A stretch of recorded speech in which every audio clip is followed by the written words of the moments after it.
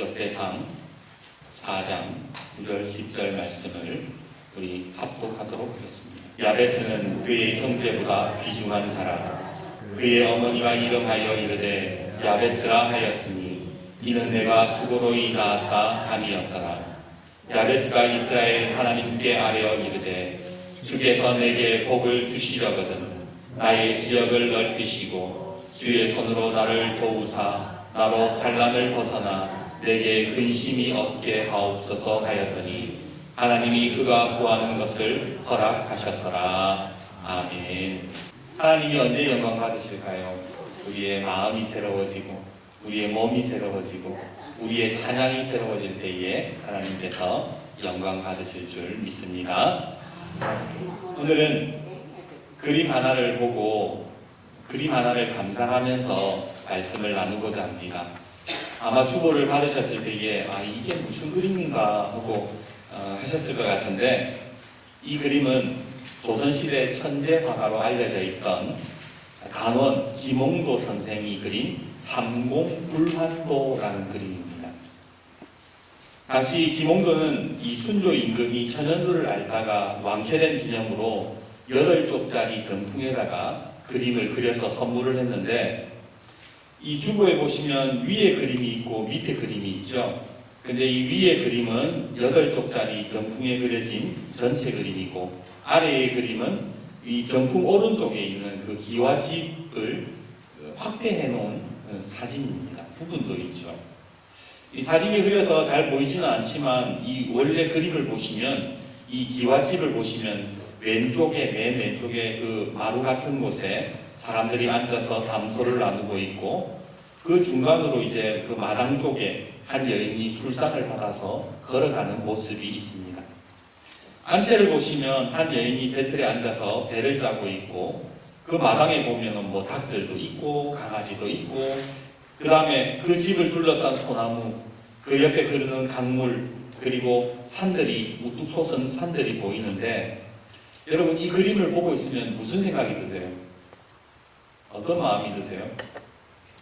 예, 평안하다, 전설의 고향이다, 이렇게 생각하시는 분 안 계시죠? 평안한 마음이 드는 겁니다.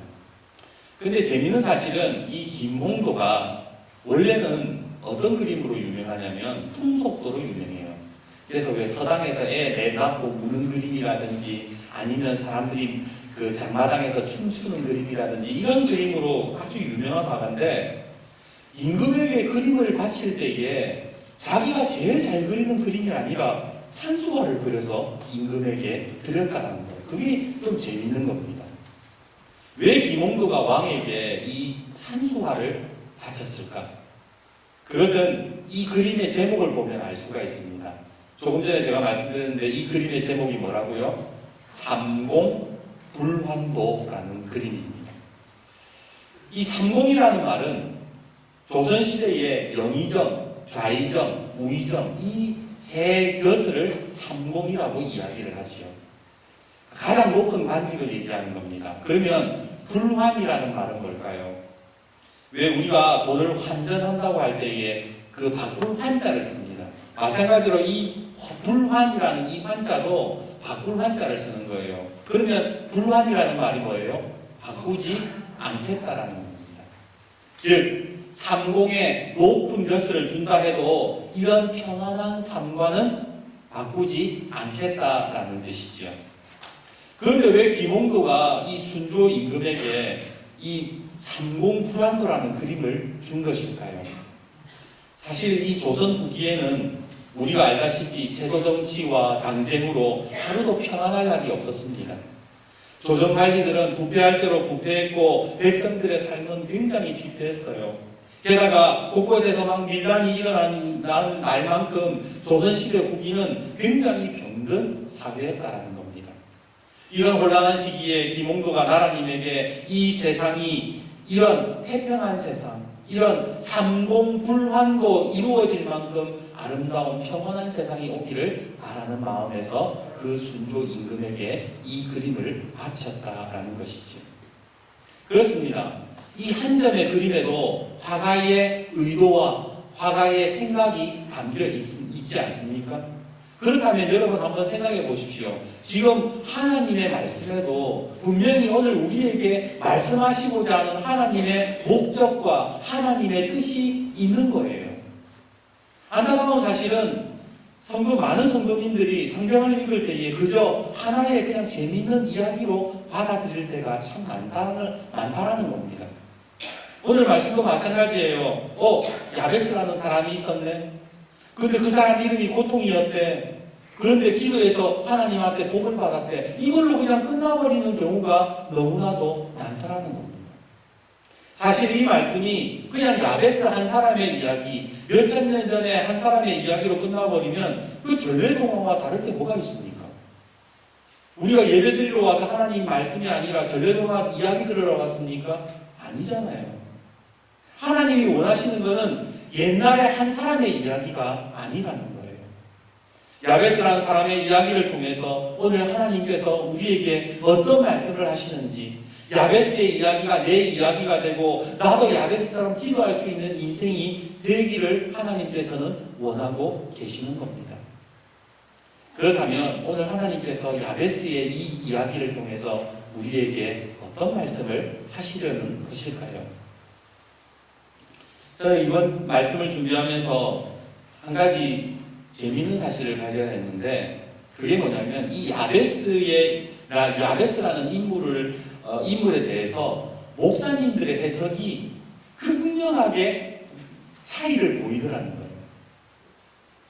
오늘 본문에 야베스가 하나님 앞에 기도하잖아요. 하나님, 저에게 복을 주시려거든 이러면서 이제 지역을 넓히시고 막 이렇게 기도하는데, 목사님들 중에 한쪽은 기도를 아주 평가절하합니다. 야베스의 기도, 그 별로 좋은 게 아니에요.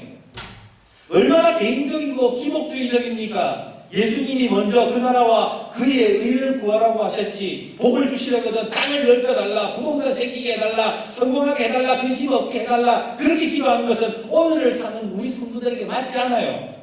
예수님도 모르고 성령님도 모르는 사람들의 기도가 무슨 위대한 기도라고 자꾸 야베스의 기도가 대단하다고 하고 대단하다고 합니까? 그렇게 말하는 목사님의 부류가 있고, 제 얘기가 아니에요. 다른 한쪽은 또 어떻게 이야기를 하는가? 아닙니다. 야베스의 기도야말로 얼마나 인간적인 기도입니까? 원래 인간은 당연히 하나님께 복을 구해야 되는 존재잖아요. 하나님이 그러셨습니다. 내가 너희에게 다 줄지라도 너희가 구해야 된다. 하나님께 복을 비는 게 뭐가 잘못됐습니까? 당연히 사람은 하나님 앞에 복 비는 존재지. 누가 야베스의 기도를 감히 비난한단 말입니까? 여러분, 어떤 목사님들의 주장이 맞다고 생각하세요? 그럼 이쯤 되면 궁금해지죠. 손 목사는 그럼 어떤 쪽인가? 저는 누가 틀리다, 누가 맞다고 하기 이전에 우리가 먼저 분명히 짚고 넘어가야 될 게 한 가지 있음을 말씀드리고 싶어요. 그게 뭐냐? 그것은 성경을 해석하는 사람의 주장보다 지금 이 역대기를 기록한 저자가 무슨 말 하는지를 먼저 알아야 된다는 겁니다.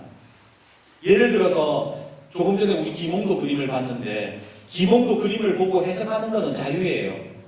이 그림이 무섭다, 아니면 아름답다, 평온하다, 이 해석하는 건 자유예요. 하지만 김홍도가 어떤 마음으로 이 그림을 그렸는지, 어떤 의도가 있었는지를 모르면 그 본래의 그림의 의미를 우리는 절대로 깨달을 수가 없다는 겁니다. 마찬가지로 오늘 역대상의 이 저자가 무슨 말을 하는지를 알아야 우리는 올바른 해석을 할 수 있다는 거예요. 오늘날 왜 말씀의 힘이 사라졌는지 아십니까?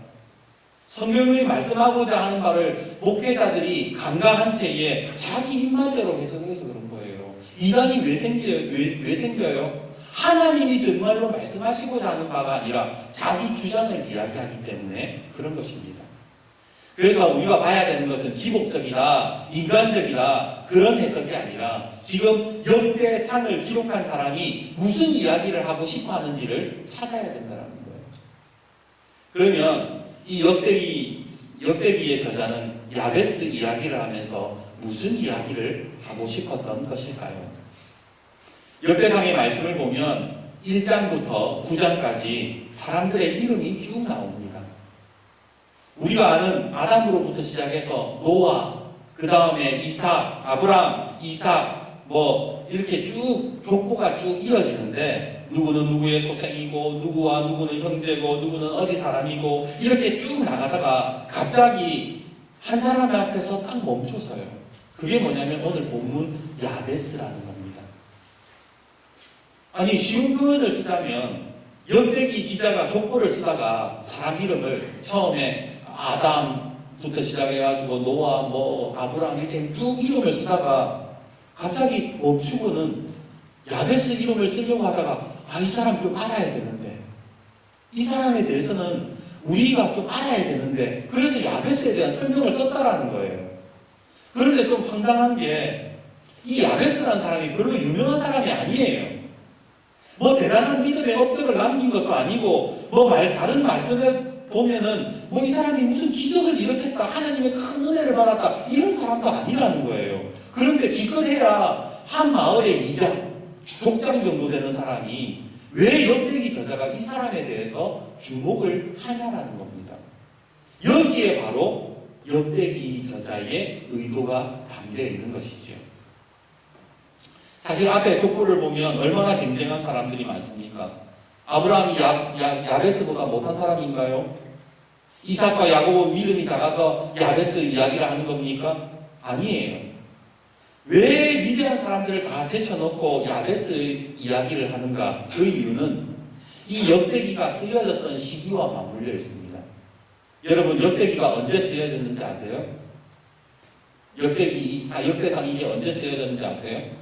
바로 이스라엘이 바벨론의 포로로 귀환했을 때 쓰여진 말씀이었어요.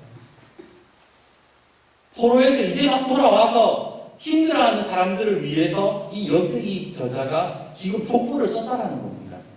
그러면 한번 생각해 봅시다. 이제 포로에서 해방되어서 본국으로 돌아오기는 왔는데 지금 이스라엘 백성들의 마음은 너무 황당하고 허망합니다. 왜냐하면 온 나라가 다 잿더미예요. 남아있는 것이 아무것도 없는데 어디에서 손을 댑니까? 1차 교환 때에 스룹바벨이 와서 하나님의 성전을 하나 지었어요. 하지만 성전 세운다고 끝이 아니잖아요. 그 예배 드리는 사람들이 살 공간이 있어야 되는데, 여러분, 이 마을에, 우리 강동 마을에 아무 사는 사람들이 없고 집도 없고 교회 하나만 딸랑 있다고 생각해 보세요. 얼마나 을심연스럽습니까? 유대인들은요, 지금 다시 세워진 성전과 이 아무것도 없는 폐허화된 마을을 보면서 이런 생각이 드는 거예요. 분명 하나님은 살아계신다고 했는데, 이 성전에 거하신다고 하셨는데 하나님은 왜 우리를 버리셨을까? 하나님이 우리가 이 지경이 되도록 왜 하나님은 그냥 보고만 계셨던 걸까? 정말 하나님이 살아계시기는 한 걸까? 아무런 희망이 생기지 않는 거예요. 하나님 앞에 예배드릴 마음이 안 생기는 거예요. 그 와중에 역대기 기자가 이 이스라엘 백성들에게 희망을 주려고 1장부터 이스라엘의 족보를 쓰기 시작하는 거예요. 아담부터 시작해가지고 지금 창세기부터 시작해서 이 포로 기한 때까지의 사람들의 족보를 쫙 쓰면서 뭐라고 얘기하느냐? 아직 대가 끊어지지 않았다. 무슨 말이냐? 하나님의 역사는 아직 끊어지지 않았다는 걸 보여주려고 지금 족보를 쓰고 있다라는 겁니다. 쉽게 말하면 이런 겁니다. 너네들 그거 알아? 하나님은 태초에 아담으로부터 시작해서 지금까지 여기까지 우리 이스라엘 백성들을 택하시고 그 대를 이어오신 하나님이야. 이 족보 한번 봐봐봐. 1장부터 9장까지 나와 있는 이 사람들의 이름을 한번 봐봐. 정말 다 끝난 것 같고 어떻게 살아가야 될지 막막하지. 그런데 내가 족보를 정리하다 보니까 야베스라는 사람의 이름이 나오네. 이 사람이 어떻게 기도했는 줄 알아? 이 사람의 이름은 고통이었대. 정말 그 이름대로 고통스러운 인생을 살았어. 하지만 그가 이런 고통스러운 인생 가운데서도 하나님께 기도했을 때에 하나님께서 그 기도에 응답해 주셨어. 그러니 오늘 포로에서 돌아온 우리도 야베스처럼 기도하기만 하면 하나님이 응답해 주실 거야. 이 이야기를 하고 싶었던 거예요. 그래서 그 수많은 위대한 믿음의 사람들을 놔두고 야베스의 이름에 멈춰서서 야베스에 대한 설명을 하고 있더라는 겁니다. 다 아무것도 없고 망해버린 것 같지만 대가 끊어지지 않았다고, 하나님의 약속은 여전히 유효하다고, 그러니 제발 너희들도 야베스처럼 하나님 앞에 구해라, 하나님 앞에 기도해라, 그렇게 말하고 싶었던 겁니다. 그러면 지금 이 역대기 저자가 쓰고 있는 시대, 포로 귀환 시대 말고 정말 야베스가 살았던 시대는 어떤 시대였을까요? 야베스가 그렇게 고통스럽고 힘들게 살았던 시대가 언제였느냐? 바로 사사시대였습니다. 사사시대의 특징이 뭡니까? 자기 소견에 옳은 대로 행하던 시대, 속된 말로 지 마음대로 살던 시대 아닙니까? 곧 자기가 하나님이었던 시대였어요. 그런 시대에, 자기가 하나님이었던 시대에 야베스가 뭘 했다는 겁니까? 하나님을 의지하며 하나님 앞에 기도했다라는 거예요. 이 내용이 기도가 기복적이다, 인간적이다, 그게 중요한 게 아니라 아무도 하나님을 의지하지 않을 때에 이 사람은 하나님을 의지했다라는 거예요. 그게 중요한 거예요. 그가 뭐라고 기도합니까? 하나님, 저에게 복을 주시려거든 나의 지역을 넓히시고 주의 손으로 나를 도우사 나로 환난을 벗어나 내게 근심이 없게 하옵소서. 자기 마음대로 살아갈 때에 하나님 앞에 구했다라는 겁니다. 사실 성경에 보면 야베스가 이런 이름을 갖게 된 것은, 우리 성경에 보면 어머니가 고생해서 낳아서 난산 끝에 낳아가지고 낳은 아들이라서 이름을 야베스라 이렇게 이야기하는 것처럼 보이지만, 성경학자들은 조금 다르게 해석을 해요. 유대 사회에 아이의 이름을 누가 짓습니까? 아버지가 지어요. 그런데 지금 오늘 본문에 야베스의 이름을 누가 지어요? 어머니가 지어요. 이 말은 아버지가 없다라는 거예요. 그가 사생아였는지, 아니면 아버지가 일찍 돌아가셨는지, 전쟁이나 질병으로 죽었는지는 모르지만 그 타락한 사사시대에 아버지의 보호 없이 한 여인의 몸으로 이 아들을 낳아서 키운다는 것은 너무나도 고통일 수밖에 없었다라는 겁니다. 그런데 그 고통의 시간 속에서 야베스가 하나님 앞에 기도했다라는 거예요. 오늘 우리가 살아가는 시대를 가리켜서 뭐라고 합니까? 신사사시대, 그런 이야기들을 영성가들은 합니다. 왜냐하면 우리 지금 살아가는 이 세상을 보십시오. 인간 스스로가 하나님이 되려고 하잖아요. 과학은 갈수록 발벨탑 쌓아 올라가고 있고, 윤리는 바닥에 떨어졌고, 인간 스스로가 하나님이 되어서 스스로 심판하고 소견에 옳은 대로 그렇게 말하면서 살아가잖아요. 사람이 사람을 죽이고 나라가 나라끼리 반목하고 동성애라는 성적인 타락과 온갖 이단 우상 숭배의 종교들 사이에서 우리는 원하지 않아도 고통을 받는 시대가 바로 신사사 시대라는 겁니다. 그런데 이 시대에 우리가 어떻게 해야 됩니까? 야베스처럼 기도하라는 거예요. 하나님 의지하라는 거예요. 아무도 하나님 의지하지 않는 이 세상에서 예수 믿는 사람들은 뭐라는 거예요? 하나님 의지하고 하나님 앞에 이렇게 한번 기도해봐라 라고 오늘 역대상의 말씀을 통해서 주님은 우리에게 가르쳐주고 계시는 겁니다. 언젠가 세바시라는 강연 프로그램에서 한 미국 파란 눈의 외국인이 강연하는 것을 들었는데 굉장히 깊은 인상을 받았습니다. 이 마크 테토라는 사람인데요. 이 사람은 우리나라에 일하러 왔다가 우연히 서울 북촌 한옥마을에 들렸다가 이 우리나라 한옥집에 매료가 돼가지고는 그 집에 이사를 가게 돼요. 뭣도 모르고 그냥 이사를 간 거죠. 좋아서. 근데 사실 처음에는 자기가 좋아서 그 집에 이사를 갔는데 살다 보니까 어느 순간 한옥집이 자기에게 말을 걸어오더래요. 왜 옛날에 그 한옥집 창문들을 보면은 지금 우리 창문은 이렇게 위로 올려서 잠그는 거라든지 아니면 아예 통유리로 돼서 문이 열리지 않도록 그렇게 만든 건데, 옛날 한옥 창문들 보면은 잠글 때 어떻게 잠궈요? 이 걸쇠 같은 거라고 해야 되나요? 이렇게 돌려서 잠그는 거 있잖아요. 이렇게 돌려서 창호지 문으로 되어 있는 문을 잠그는 그런 고리가 있는데, 이 친구가 외국인이다 보니까 이 꼬리 잠그는 게 너무 힘들더라는 거예요. 아침에 회사 가기 바빠 죽겠는데 아침에 5분이라도 좀 더 늦게 자고 이제 늦게 일어나서 그냥 바로 일어나서 회사 가고 싶은데 아침마다 그 창문 10개나 되는 창문을 잠그려고 그러니까 이 죽을 맛인 거예요. 그래서 회사도 계속 몇 번이나 지각을 했대요. 창문 때문에 회사에 그렇게 지각을 하는데 그러는데 어느 날 그 집이 자기에게 이렇게 말을 하더랍니다. 창문 다 잠그는데 이거 돌리는데 5분밖에 안 걸리는데 너는 왜 그렇게 정신없이 사니? 너 정신 좀 차리고 살아. 너 생각이라는 걸 좀 하고 살아. 그 집이 자기에게 그렇게 말을 걸더래요. 여태까지는 자기가 너무 정신없이 자기의 삶을 돌이켜본 적이 없는데 그 한옥집을 해서 살게 되면서부터 유리산 받으면서 아침에 그러던 자기 마음을 다스리게 되었다라는 겁니다. 그러면서 매일 아침 자기가 조금 일찍 일어나서 창문을 닫으면서 이런 이야기를 한대요. 마크, 조금만 천천히 살자. 조금만 정신 차리고 살자. 자기 스스로 그렇게 이야기를 하게 됐다는 겁니다. 그리고 어느 날은 이 친구가 집에 앉아 있다가 문득 이런 생각이 들었답니다. 왜 한옥은 이렇게 다 가려져 있을까? 보통 현대의 이 집들을 보면, 아파트나 이런 거 보면, 거실을 중심으로 해서 방들이 다 이렇게 흩어져 있잖아요. 근데 한옥은 그렇지가 않아요.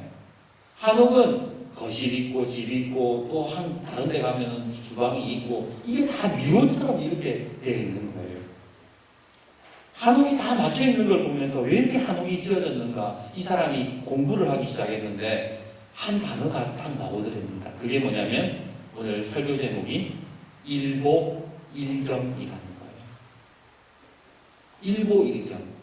일보가 뭐예요? 한 걸음. 일경은 경치할 때 경자예요. 그러면 한 걸음에 한 경치. 무슨 말이냐면, 즉 한 걸음 걸을 때마다 새로운 풍경이 펼쳐진다 이런 말이에요. 한옥의 매력은 뭐냐? 한 걸음 걸을 때마다 또 새로운 경치를 보는 매력이 있더라는 겁니다. 산수화를 보면요, 우리나라 그 화가들이 그린 산수화를 보면 직선으로 된 길이 하나도 없어요. 전부 다 꾸불꾸불해요. 그런데 이 꾸불꾸불한 길을 조금 걷다 보면은 아름다운 기와집이 나와요. 그리고 또 일보 조금씩 걷다 보면 뭐가 나와요? 아름다운 산이 나와요. 아름다운 강이 나와요. 그런 것들을 뭐예요? 보면서 아 좋다. 잠깐 쉬어가면서 잠깐 거기에서 그 풍경을 만끽한다라는 거죠. 지금 나에게 다가온 이 풍경을 놓치지 않는 겁니다. 마찬가지로 오늘 우리가 신앙생활 한다는 게 여러분 뭔지 아세요? 일보일경하는 거예요. 오늘 내 삶의 한 장면, 그 장면, 그걸로 끝나는 게 아니에요. 그 장면 속에 하나님께서 숨겨놓으시고 감춰놓으신 은혜가 있어요. 그것을 보면서 감사하고, 기도하고, 기뻐하고, 또 한 걸음 걷고, 또 새로운 환경을 만나고, 또 그런 환경 속에서 하나님 앞에 나아가고, 이 일보일경하는 것이 진짜 신앙생활의 아름다운 모습이라는 거죠. 지금 비록 어렵고 고통의 순간일 수 있지만 그냥 지나치지 않는 거예요. 하나님 앞에 기도하고 또 한 걸음 가고 하나님 앞에 은혜를 주실 때에는 아 너무 감사하다. 아 너무 좋다. 그러면서 또 한 걸음 걷고 하나님이 지으신 세계를 바라보면서 살아가는 것이 아름다운 신앙이 되더라는 겁니다. 오늘 야베스는 하나님 앞에 이렇게 기도합니다. 자기 앞에 놓여있는 이 경치, 이 풍경, 이 삶, 고통스러운 삶에서 야베스는 이렇게 기도합니다. 이스라엘 하나님께 아뢰어 이르되 주께서 내게 복을 주시려거든 나의 지역을 넓히시고 지역을 넓혀달래요. 개혁성경에는 이 지령이라고 되어 있는데 여기에서 이 지역이라는 말을 꼭 우리가 생각하는 땅덩어리가 아니라 지금 내가 경험하면서 바라보는 삶의 자리, 삶의 풍경, 사람들과의 만남의 풍경, 내 마음의 이런 지역, 이런 것들을 지령이라고 한번 생각해 보십시오. 주님, 내게 복을 주시려거든 내 마음의 지경이 넓어지게 해주십시오. 내가 만나는 사람들과의 사랑의 관계, 사랑의 그 지역이 넓어지게 해주십시오. 내가 처한 상황 속에서 하나님 나라를 바라보는 그 믿음의 지경이 넓어지게 해주십시오라고 그 뜻을 한번 바꾸어 보십시오. 참 멋지지 않습니까? 언젠가 한 집사님 집에 방문했을 때에 그 집사님 집에 흑인 아이 2명의 사진이 걸려 있었습니다. 집사님이 그럽디다. 목사님, 제가 기도로 품은 아이예요. 그 집사님의 믿음의 지역은 한국을 벗어나서 아프리카까지 넓어졌어요. 또 언젠가 한 권사님은 저에게 그런 이야기를 합니다. 교회 못 가게 그렇게 핍박하고 때리던 남편을 위해서 저는 기도하고 있습니다. 그 권사님의 마음의 지경은 하나님의 나라까지 넓어진 거예요. 이게 지경이 넓어지는 거예요. 이게 하나님의 복을 받는 비결이고 은혜라는 거예요. 하나님, 부동산 저거 나한테 주시면 제가 나에게 복을 주시면 저 땅 넓게 해주세요. 그렇게 기도하는 것이 아니라, 물론 그것도 괜찮아요. 그것도 그렇게 나쁜 게 아니에요. 하지만 지금 이 지역이라는 개념을 꼭 땅이 아니라 우리의 마음, 우리의 믿음, 우리의 관계 이런 것들이 넓어지는 것이라고 생각을 한다면 하나님께서 안 들어주실 리가 없다라는 거예요.